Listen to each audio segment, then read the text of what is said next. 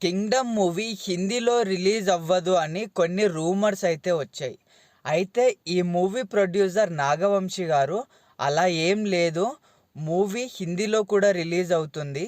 కాకపోతే ఆ మూవీ టీజర్ని మేము రిలీజ్ చేయకపోవడానికి కారణం ఏంటి అంటే, హిందీలో కింగ్డమ్ మూవీని రిలీజ్ చేయడానికి టైటిల్ అవైలబుల్గా లేదంట.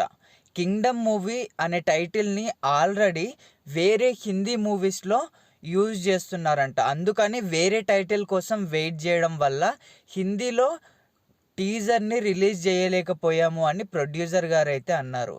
అండ్ అంతేకాకుండా ఈ మూవీకి మ్యూజిక్ గురించి కూడా నెగిటివిటీ వస్తుంది, అనిరుద్ వల్ల ఆగిపోతుంది అది ఇది అని. కానీ అలాంటిది ఏమీ లేదు అంట. అనిరుద్ తన షోల్డర్స్ మీద తీసుకున్నాడంట. అండ్ మూవీకి ఎంత న్యాయం చేయాలో అంతకు ఎక్కువే చేస్తాను, ఇది నా మూవీ కూడా అనేసి ప్రొడ్యూసర్ గారితో అనిరుద్ అన్నాడంట.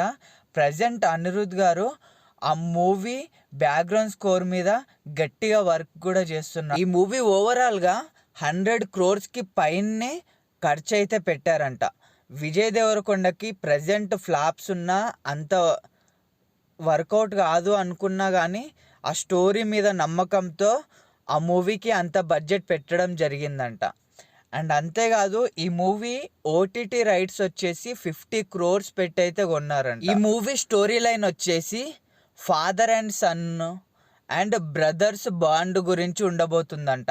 అండ్ ఈ మూవీలో ఎమోషనల్ పార్ట్ కూడా చాలా బాగా వచ్చింది. అండ్ 2-3 ప్లేసెస్లో చాలా బాగా హై అవుతారా అని కూడా ప్రొడ్యూసర్ గారు అయితే అన్నారు. మీరు కింగ్డమ్ మూవీ మీద చూడ్డానికి ఎంత ఇంట్రెస్టెడ్గా ఉన్నారో కమెంట్ చేయండి. And thank you for watching this video.